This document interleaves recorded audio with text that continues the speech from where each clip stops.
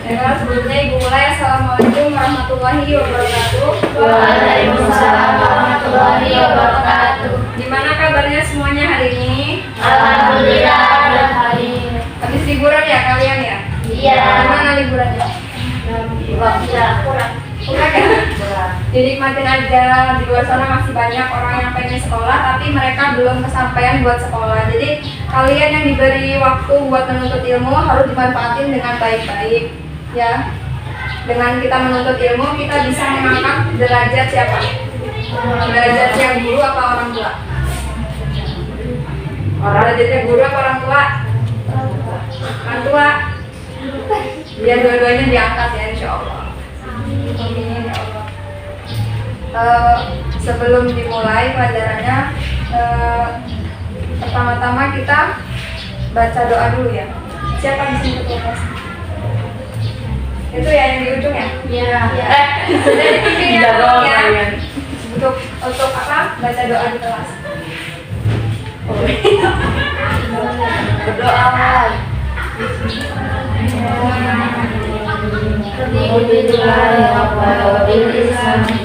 Nabi Muhammadin nabiyya wa rasulah rabbi zidni ilma warzuqni fahma amin ya rabbal alamin. Bentar ya Ibu mau absen dulu kehadiran hari ini. Aura Rahma, Eriska, Rafiani, Zakia, Nais, Nadila, Istiqomah. Jadi masuk semua ya? Alhamdulillah masih ada semangat buat belajar. Terus sekarang kita mau belajar tentang cerpen. Di sini ada yang tahu apa itu cerpen? Cerita pendek ya. Cerita pendek itu kira-kira singkatan atau pengertian? Singkatan kan? Kalian baru tahu singkatannya. Ada yang tahu pengertiannya apa? Coba perwakilan aja, perwakilan apa itu pengertian dari cerpen? Gak apa-apa, dikeluarin aja, dikeluarin. Apa yang dimaksud dengan cerpen? Iya, apa? Cerpen itu cerita pendek yang bisa dibaca saat duduk dan di dalamnya tidak bisa mengubah ini apa namanya sih? Nasib pelakunya. Ada yang lain? Maksud cuma satu, minimal ada dua. Berapa lagi? Ayo masih dikasih apa kesempatan buat belajar. Jangan malu-malu buat ngeluarin pendapat. Kata-katanya bisa sekitar 300 sampai 500 sampai 3000 kata. Bisa jadi ya. Jadi cerpen itu merupakan cerpen itu adalah sebuah cerita yang di dalamnya itu terdapat satu konflik. Beda sama novel. Kalau misalnya di dalam cerpen itu ada 3 tokoh. Nah, misalnya nih, di cerpen ada 3 tokoh, di novel ada 3 tokoh. Kalau di cerpen itu 3 tokoh ini cuma satu konflik. Tapi kalau di novel bisa jadi satu orang ini punya konflik sama orang tuanya, terus satu orangnya lagi punya konflik sama temannya, terus yang satu orangnya lagi punya konflik sama kakaknya. Jadi konfliknya itu banyak kalau novel, sedangkan kalau cerpen itu cuma punya satu konflik. Kira-kira kalau kalau cerpen itu sebuah bentuk prosa atau drama? Prosa itu cerita. Prosa ya, dia masuk ke dalam bentuk prosa. Nah, di dalam cerpen itu ada unsur-unsur intrinsik. Unsur-unsur intrinsik itu apa kira-kira? Kalau yang di luar? Ya, kalau misalnya unsur-unsur yang ada di luar dalam cerita itu disebut apa? Intrinsik apa ekstrinsik? Ekstrinsik ya. Intrinsik, pokoknya in itu di dalam, x itu di luar. Jadi yang pertama kalian kalau sepengetahuan kalian yang pertama unsur intrinsiknya dalam cerpen itu apa? Sama apa? Sudut pandang.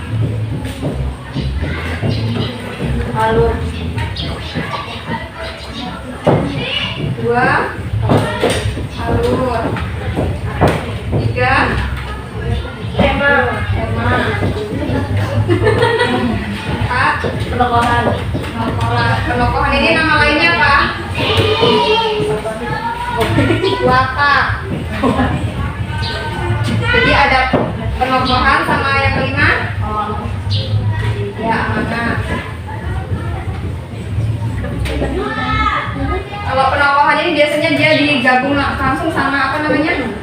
Tokoh. Tokoh itu apa? Orang yang Ada di dalam cerita. ya betul. Terus yang keenam ada latar. Nah, sudut pandang biasanya dalam cerpen itu dia pakai sudut pandang orang pertama. Jadi dalam cerpen itu biasanya pakai bahasa aku.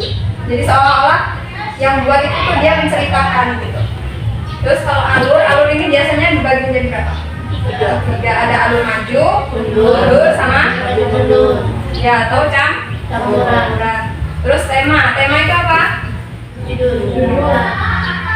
Tema itu ide pokok atau gagasan utama dalam sebuah cerita.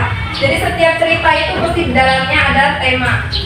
Kalau misalnya apa cerita tapi gak ada temanya itu berarti ceritanya nggak genah gitu. Kalau bahasa Jawanya nggak genah ya. Terus ada penokohan. Nah, penokohan ini dibagi 3. Ada yang tahu? Protagonis. Antagonis. Ya, terus antagonis apa?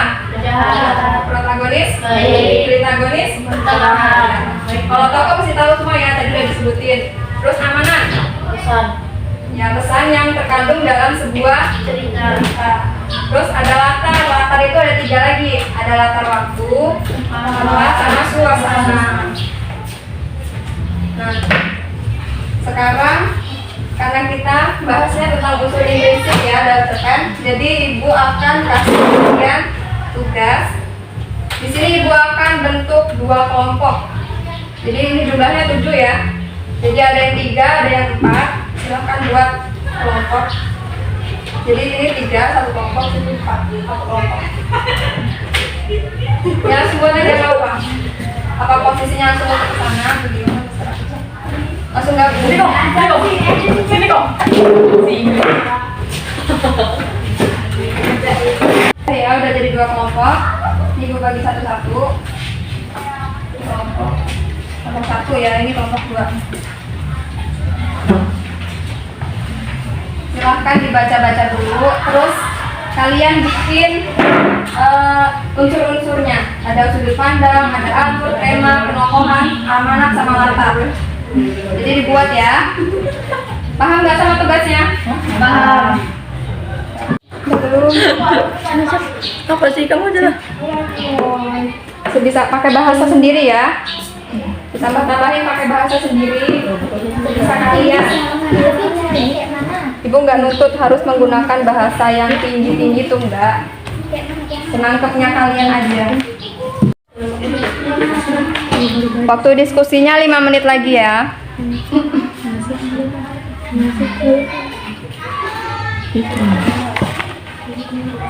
Ya ini. Ganti-ganti aja.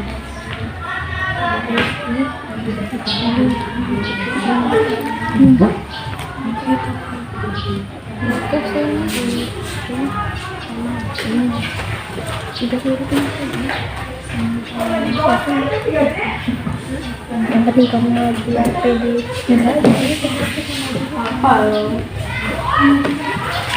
Waktu diskusinya udah selesai ya. Ayo kelompok 1 dengar nggak? Diskusinya udah selesai. Jadi sekarang waktunya presentasi. Silahkan siapa yang mau maju duluan, apa kelompok 1 apa kelompok 2? Kelompok 1. Daripada dulu-duluan ya udah ibu sendiri yang nunjuk. Ibu maunya kelompok 2 dulu. Ayo siapa perwakilannya? Semuanya silahkan simak. Kalau misalnya ada yang kurang boleh ditanggapin ya. Loh. Ya pembukaan dulu, pembukaan kelas. Bisa gitu ya. Assalamualaikum warahmatullahi wabarakatuh. Waalaikumsalam warahmatullahi wabarakatuh. Agak Saya perwakilan dari kelompok 2 ingin menjelaskan hasil diskusi tentang unsur inspirasi. Unsur inspirasi itu ada tema, sudut pandang, tokoh dan penokohan, novel, alur dan amanat. Tema di sini adalah semangat seorang anak yang berbakti kepada kedua orang tuanya. Nah, sudut pandang itu sudut pandang orang pertama, karena di sini ada bahasa aku dan saya, aku atau saya. Nah, tokoh dan penokohannya, tokoh di sini ada Dena, ibu Dena, dan ibu tokoh. Dena itu wataknya baik. Nah, ibu Dena itu orangnya penyayang sama sabar. Nah, ibu tokoh itu orangnya ramah. Latarnya di sini ada latar tempat, waktu, sama suasana. Latar tempat itu ada di kamar, ruang tamu, di Jakarta, di kamar kos, di kos. Nah, latar waktunya itu malam hari, pagi hari, sore hari. Nah, latar suasana itu sedih, haru, dan bahagia. Alurnya ada baju, karena amanatnya jadi anak tuh jangan malas-malasan, belajarnya semangat, kemudian belajar anak jangan lupa. Sekian hasil diskusinya Mas Bang itu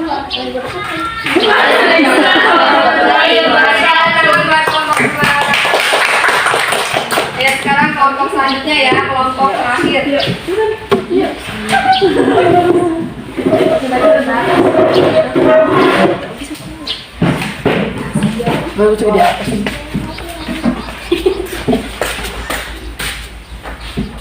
Assalamualaikum warahmatullahi wabarakatuh. Waalaikumsalam warahmatullahi wabarakatuh.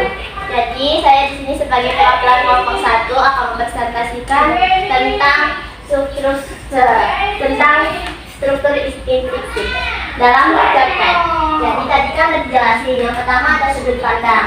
Nah, sudut pandang di dalam cerita cerpen yang berjudul Semua dari Nol ini, sudut pandangnya menggunakan orang pertama karena dalam cerita itu menggunakan kata aku. Habis itu tentang alur. Alur itu kalau di dalam cerita ini alurnya maju karena dari awal sampai akhir itu ceritanya nggak ada mundur kembali lagi ke masa lalu. Habis itu kalau temanya ini tema cerpen yang berjudul Semua dari Nol itu adalah perjuangan karena si Dena ini berjuang untuk mengangkat derajat kedua orang tuanya.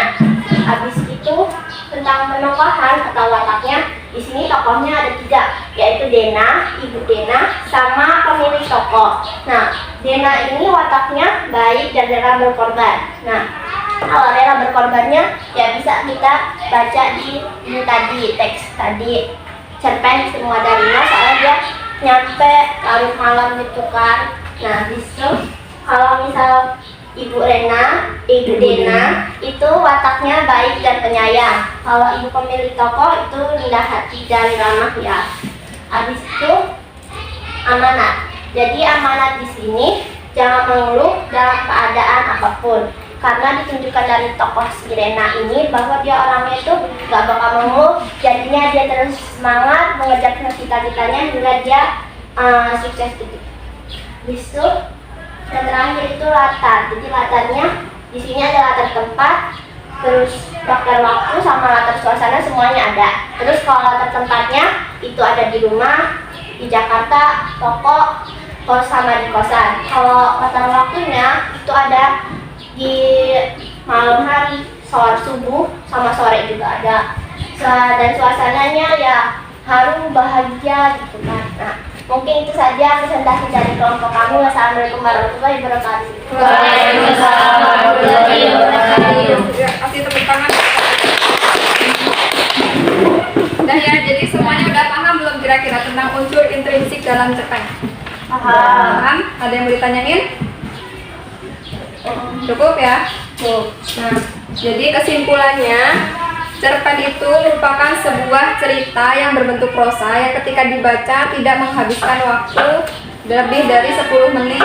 Nah, di dalam cerpen itu hanya terdapat nggak nyampe 10.000 kosakata. Dan di dalam cerpen itu hanya memiliki satu konflik. Ya, kalau misalnya banyak konflik itu namanya bukan cerpen. Apa namanya?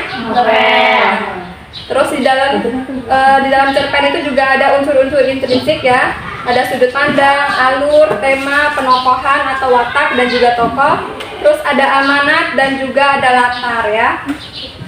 Jadi sebenarnya kalian itu sering nggak sih baca novel, baca cerpen?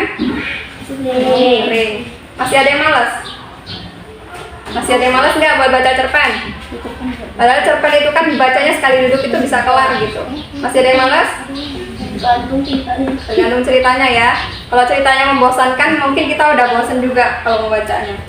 Padahal di dalam cerpen itu pasti ada hikmah yang bisa kita ambil. Jadi setiap kita baca cerpen itu pasti ada apa sih kayak motivasi gitu. Jadi kalau menurut ibu ya, diusahakan buat kalian-kalian yang masih apa sih remaja-remaja gitu bisa mendapatkan motivasi itu dari membaca cerpen kayak gitu ya. Jadi jangan males buat baca cerpen. Setuju nggak? Setuju. Setuju nggak? Setuju. Nggak semangat setuju nggak? Setuju. Nah ya mungkin buat pertemuan kali ini ibu cuma bisa menyampaikan pelajaran tentang unsur intrinsik dalam cerpen. Kurang dan lebihnya ibu mohon maaf. Ibu akhiri wassalamualaikum warahmatullahi wabarakatuh. Waalaikumsalam warahmatullahi wabarakatuh.